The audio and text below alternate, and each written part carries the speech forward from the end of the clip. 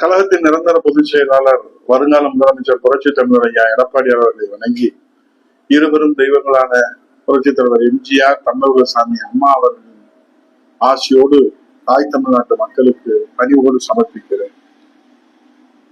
இன்றைக்கு இந்தியாவிலே மகாராஷ்டிரா உள்ளிட்ட மாநிலங்களில் நாடு முழுவதும் வெள்ளம். ஆனால் கர்நாடகா காவிரியிலே 32 TMC ஜூலை மாதத்திற்கான தண்ணீரை திறந்துவிட வேண்டும். ஆனால் தண்ணீரை திறந்து விடாத காரணத்தால் மேகதாது அணை கட்ட ஆயத்த பணிகள் ஆரம்பித்திருக்கிற காரணத்தால் டெல்டா பகுதி கடும் வறட்சியை நோக்கி சென்று கொண்டிருக்கிறது.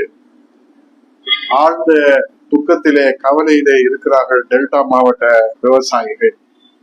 முல்லை பெரியாறு புதிய அணை கட்டுவது தொடர்பாக புதிதாக பொறுப்பேற்றிருக்கிற கேரள அரசு தமிழக அரசோடு முரண்பட்டு நிற்கிறது. இதனால் ஆழ்ந்த துக்கத்திலே கவலையிலே ஆழ்ந்து போய் இருக்கிறார்கள் நம்முடைய தென் மாவட்ட விவசாயிகள். இதற்கெல்லாம் சுமூக தீர்வு காண வேண்டிய தாவேக அரசுக்கு தலைமையில் கடமை காத்து கொண்டிருக்கிறது. அதோடு சட்டம் ஒழுங்கை காப்பாற்ற வேண்டும் என்கிற கடமையும் இந்த 2 மாத காலத்திற்குள்ளாக பெண்கள், பெண் குழந்தைகள் பாலியல் சம்பவங்கள் அத்துமீறி போய்கொண்டிருப்பதை அமைதியாக பார்த்து கொண்டிருக்கிற தாவேக அரசு இதற்கெல்லாம் சுமூக தீர்வு காண்பார்கள் என்ற நம்பிக்கையோடு இருந்த மக்களுக்கு தலையிலே பேரிடியாக அரசு நிர்வாகத்திலே கவனம் செலுத்துவதை விட இன்றைக்கு தமிழக நலனுக்காக கடந்த 50 ஆண்டு காலமாக அயராது உழைத்து வருகின்ற, அர்ப்பணித்திருக்கின்ற அண்ணா திராவிட முன்னேற்ற கழகத்தை மக்களிடத்திலிருந்து தனிமைப்படுத்தும் அந்த சூத்திரத்தை அரங்கேற்றி வருகிறார்கள்.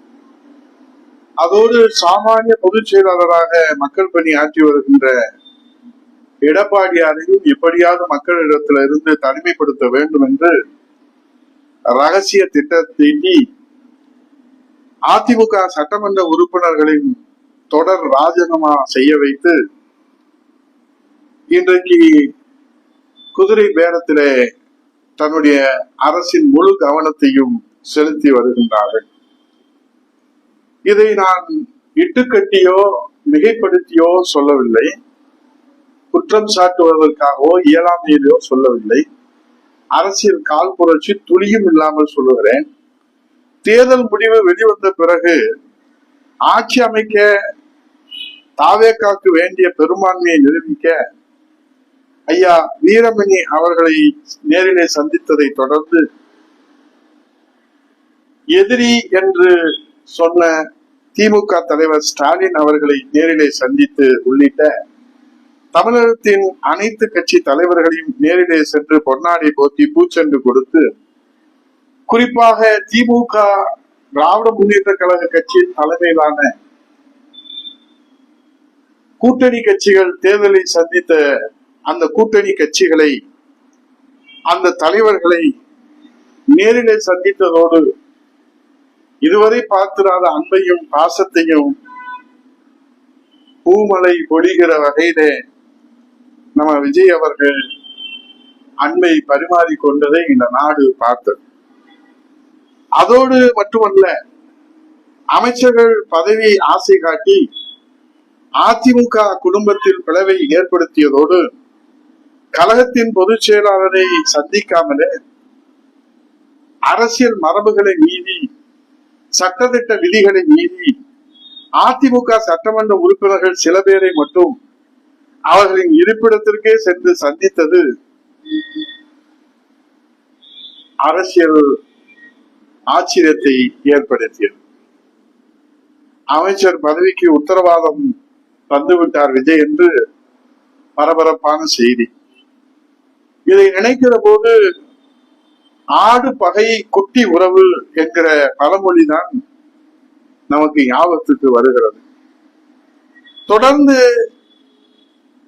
அவருடைய அரசியல் சித்து விளையாட்டுகள் எடுபடாமல் அனைத்து அதிமுக சட்டமன்ற உறுப்பினர்களும் கழக நிர்வாகிகளும் பொதுச் செயலாளரோடு இனி ஒன்றாக இணைந்து மக்கள் பணியை தொடர போகிறோம் என்ற முடிவை எடுத்த போது அதிர்ந்து போன விஜய் அவர்கள் அதிரடியாக அதிமுக சட்டமன்ற உறுப்பினர்களை தூக்கி ராஜினாமா அரங்கேற்றம் செய்து இதுவரை அந்த ராஜினாமா அரங்கேற்றம் 6 அதிமுக சட்டமன்ற உறுப்பினர்களை ராஜினாமா செய்ய வைத்த அபத்தமான அரசியல் ஆட்டத்தை தொடர்ந்து ஆடிக்கொண்டிருக்கிறார்.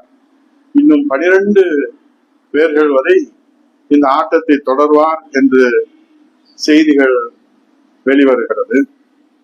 அதோடு மட்டுமல்ல, இந்த அவமானத்தோடு மட்டுமல்ல, தேர்தல் நேரத்திலே மாபெரும் மக்கள் இயக்கமான அனைத்து இந்திய அண்ணா திராவிட முன்னேற்ற கழகத்தை, எம்ஜிஆர் கட்சியை, அம்மா கட்சியை அல்லு சில்லுகள் என்று ஆணவத்தின் உச்சியில அதிமுகவை விஜய் அவர்கள் விமர்சித்ததையும் இந்த தமிழ்நாடு பார்த்து கொண்டுதான் இருக்கிறது. ஆக மொத்தத்திலே இப்படி தொடர்ந்து விஜய் அவர்கள் அண்ணா திராவிட முன்னேற்ற கழகத்தை தாய் தமிழ்நாட்டு மக்களிடத்திலிருந்து தனிமைப்படுத்துவதற்கும் புரட்சி தமிழர் எடப்பாடியாரை எப்படியாவது தனிமைப்படுத்த வேண்டும் என்று விஜயின் ரகசிய திட்டத்தின் அடிப்படைதான் என்ன என்று நாட்டு மக்களுக்கு புரியவில்லை.